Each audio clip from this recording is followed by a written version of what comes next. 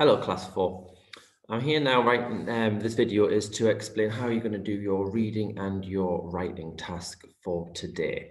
They're joined up because you're going to be doing a bit of reading and then you're going to use what you have read and what you've learned to do a piece of writing for me on Purple Mash.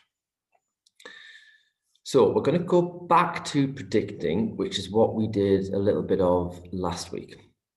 So predicting, what is predicting? So let's pause the video and you have a think about what you remember predicting meaning. So when you're doing a piece of reading or just in life in general, what does predict mean? Pause the video now and have a chat about what you think predicting is. So predicting, like you learned last week, is when you make a guess about something that might happen in the future based on evidence. And when I emailed you last week, I gave the example of weather forecasters.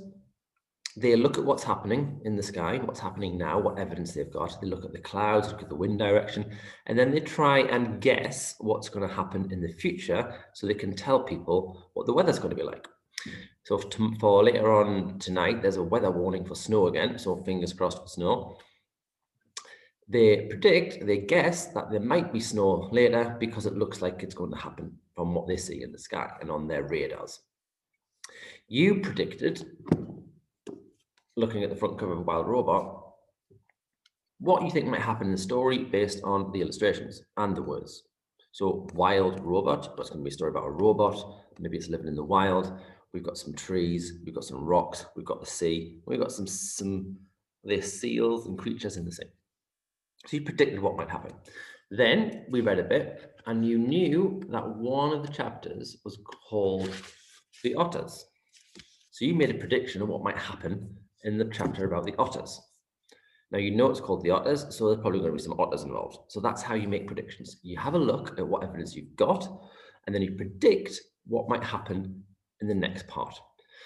So today, you're going to do a slightly different type of predicting, and you're going to predict what Roz the robot might do in a certain situation.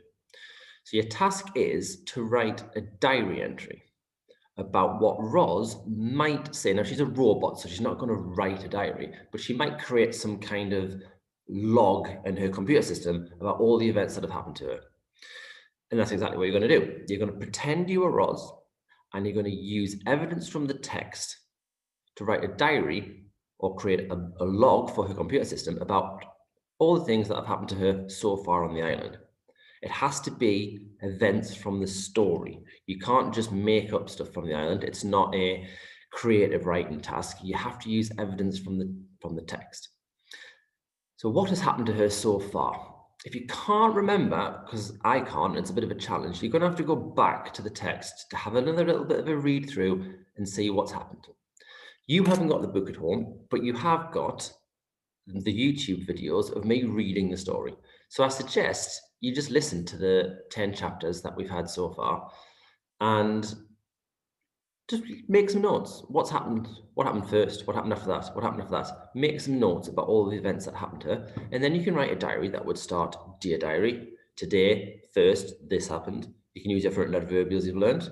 When I woke up, I was. As soon as I escaped from the crate, I saw. A few moments later, there was. So all of the things that have happened to her. I'm going to share my screen now to show you how I want you to present your work.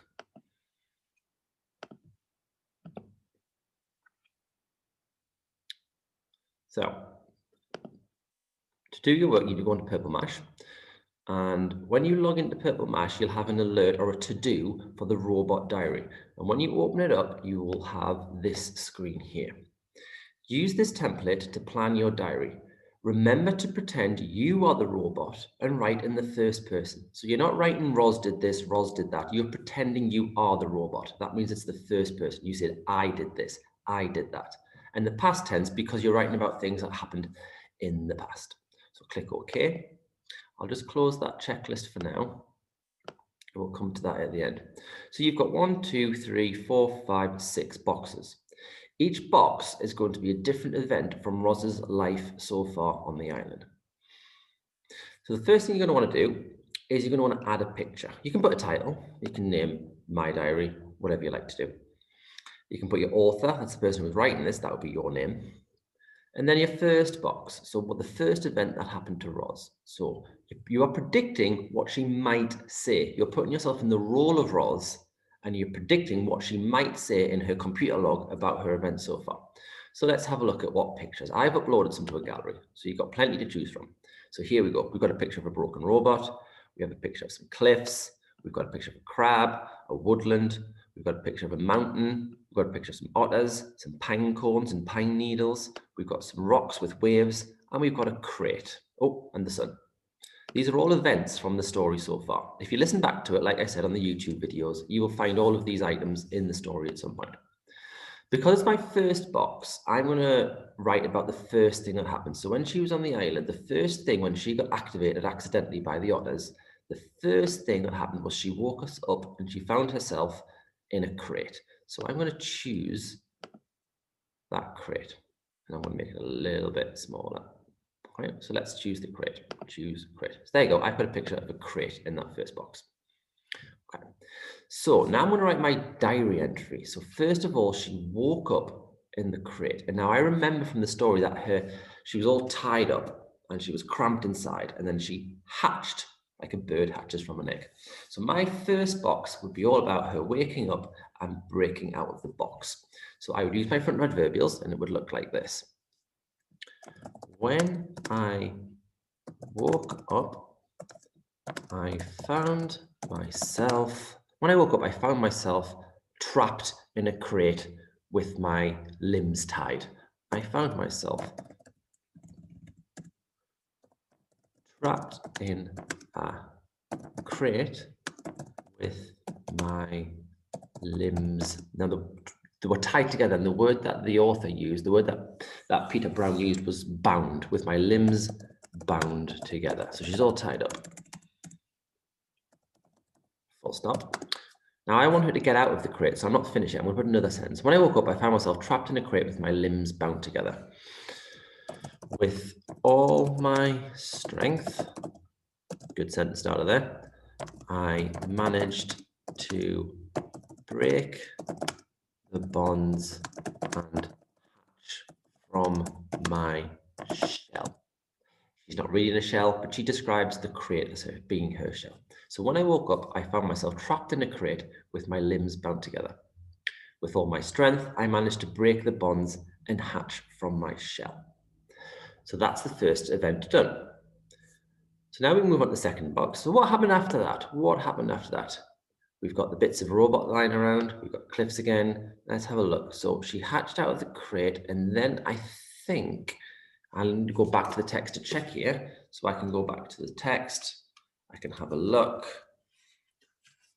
After the booted up, fully activated.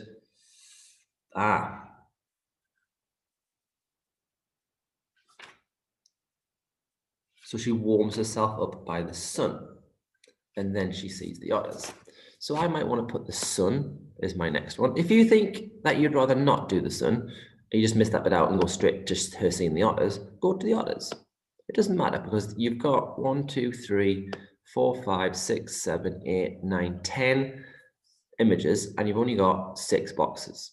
So you're going to have to choose which events you think are the main ones that you would like to include. I'm going to miss out the sun. I'm not going to put the sun in. I'm going to put a picture of the otters next. So my next sentence would be something like, as soon as I was warmed up by the sun, I opened my eyes, I moved around and saw some curious creatures hiding behind rocks. Okay, so you write a little bit about her seeing the otters, and then you'd move on and just choose your images. Once you're finished, there's a little tick up here. This is a checklist. So this checklist is what you use to check that you've done everything that you should do. And if you haven't done it all, when you submit your work, I will resend it to you to redo it again or edit it just to make sure that you've got all these things in. So write as checklist. Let's have a look, see what we've got. First person. So have I used I? Yes, I have. Are my pictures in chronological order? So are they in the order that they happened? Well, so far they are, but I would have to wait until I've got all 6 in. Are all sentences based on the story? So have you only written about events that have actually happened in the story so far? I don't want to read anything about suddenly seeing an alien land on top of a tree that shoots guns down at people and kills all the others, because that didn't happen. Past tense. Did I write it in the past tense? Let's have a look at my past tense verbs. I found myself trapped, past tense. I managed to break the bonds. Good, that's fine. Sentences starting and ending correctly. Have I used capital letters and full stops? Let's have a look. Capital letter for that sentence, full stop for that one, capital letter. No, I haven't. So I need to go back here and put my full stop in. Go back to my checklist. I have checked my work. So that's at the end. Have another final look just to check that your sentences make sense, your pictures are in the right order, and you've done all of this checklist. Good luck, and when you hand it in, I will mark it and give you some feedback. I hope you enjoy it, and I hope you're enjoying the story so far.